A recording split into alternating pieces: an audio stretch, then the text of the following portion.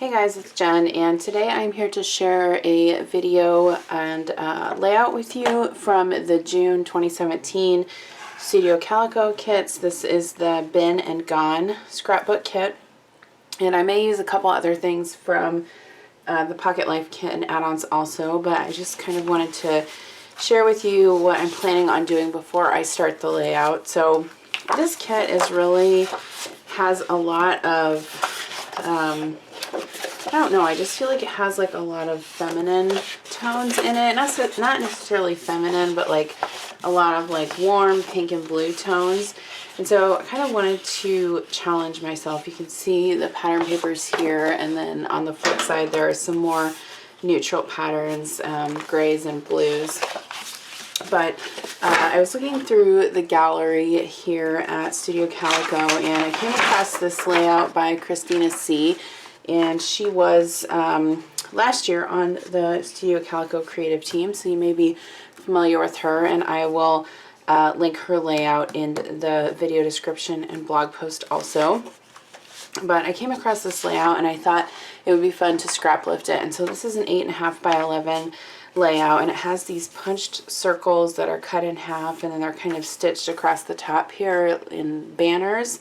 And then there's a 4x6 photo and then some embellishments there with a title. And so I thought that would be fun to scrap lift. And so what I've done is I've cut one of the sheets of cardstock that's in the kit into an 8.5 by 11 sheet.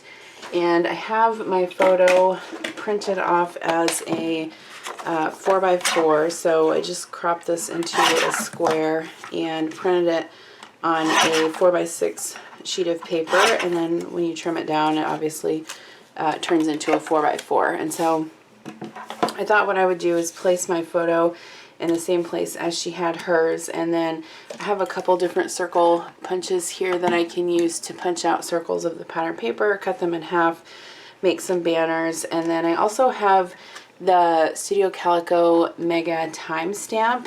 I thought this would be fun to try and incorporate because this photo is of me. I actually took it during Week in the Life, and my husband and I both work outside the home full-time, and so he takes the kids to school in the morning, school or daycare, and then I pick them up in the evening.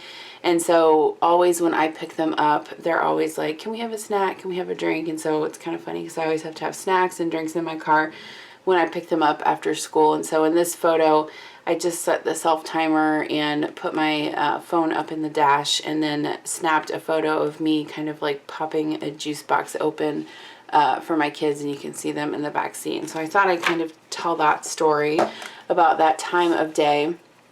So that's kind of what I'm planning on doing. I'm not quite sure what papers I'm going to use yet. I think I'm going to try to use a mixture of papers. In the original layout, she just has one pattern paper, but I think I'm going to try and use multiples. So I'm going to go ahead and put you on fast forward, and I will go ahead and create the layout, and we will see where it takes me. So I'm going to get started by punching out some circles of pattern paper for the background, and just like the original layout that I'm scrap lifting, I will eventually stitch through those with my sewing machine to add a little bit of texture. The two punches that I'm using are a Stampin' Up punch, which is kind of the rectangle looking punch there. That's a 2.5 inch circle punch, and I'm not sure if Stampin' Up still makes that one anymore, but I'm assuming that you can find something comparable on Amazon if you're looking for one of those. And then the other squeeze punch is a Fisker's punch, and I know that those are still available at like Hobby Lobby and Joann, those types of places. So that's one thing that I really haven't gotten rid of, is my punches. I've kept all of those, and I still use them quite frequently. So after I've punched all the circles out of pattern paper, I tried to punch a variety of different patterns, and I'm trying to just arrange them on the page so that, the same patterns aren't in the same area. And I'm cutting the circles in half and then arranging the banners on the page the way that I think I want them to be. I like to do this just because that way I can get an idea of how it's going to look before I glue everything down. So I'm just using my regular rolling adhesive to place those circles on the page, and I'm not using, you know, a ruler or a level or anything like that. This type of pattern is a little bit more organic, so I think you can get away with just using your eye to make everything straight, and then once you stitch everything down, it's going to look just fine. So I'm just going to continue gluing those down. You know, again, I do think that the patterns of, you know, and the colors in the paper look great against that dark gray background. I try to challenge myself every so often by not using white cardstock for my background, just because that's like the normal default that I normally go to, and so I think it's fun to challenge myself and use a different color every once in a while. So after I have those laid down and adhered, I'm just gonna reach for my scissors and trim the edges off. And then I decided I wanted to use this Small Moments stamp from the scrapbook kit. I love that stamp. It's by Life Love Paper. And so I just used some regular dye ink to stamp that in black on the photo, and you can see that it didn't quite take all the way, and so I'm just using a pen to fill in the parts where it didn't stamp quite correctly. And you can do that too. It's super easy, and no one will ever know the difference. So I'm also going to use this fun like postmark stamp set from the shop this month, and there's a tag stamp in there, and so what I'm going to end up doing is stamping that on some pattern paper and cutting it out. And you can see there I just have a little well, usually I use an eraser, but that's actually an adhesive remover, and you just want something rough that you can rub on the stamp if you've never used it before. Sometimes the acrylic stamps, when they go through the manufacturing process, have like a bit of a film on them, and so if you try to stamp with them without rubbing that off, it will just make the ink pool up, and it won't give you as nice of a stamped image on your paper or cardstock. And so I always do that when I'm using stamps for the first time. But anyway, I just stamped that in black ink on some of the pattern paper from this month's kit, and then I'm also stamping that little circle, and I'll punch that out eventually. But there's also a phrase stamp in this set that says "on the road again," and so I end up using that on the bottom of the tag just because this was a story about us in the car, and I thought that it worked well with this page. What I'm using to clean off my stamp there is the Lawn Fawn stamp chamois, and I originally got it in the shop here at Studio Calico. I'm not sure if it's still available yet, but you can search for it and see if it's there. I really love it. You know, I've been a stamper for a long time. Actually, I've been a stamper for longer than I've been a scrapbooker, and I used to use the I guess they were Stampin' Up!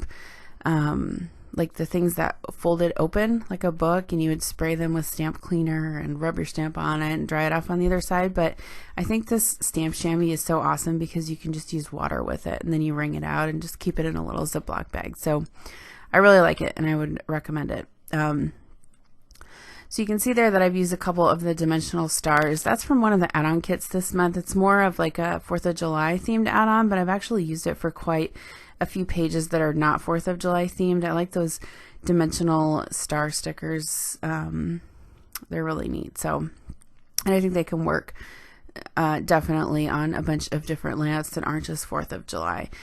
So you can see there I just punched through the tag with my crocodile punch, and I have a bit of twine there that I just kind of fed through and put onto that tag just to add a little bit of dimension and texture to the page. And the sticker sheet is also from the same add-on that those star stickers are from. Again, it's more of a patriotic themed add-on, but a lot of the stickers work well for other layouts too. These arrow stickers are from the main scrapbook kit, and I'm just using those on the page as accents. After I get those arrows adhered down, I'm just going to look through the kit and see what else I can find to embellish the top half of the layout with.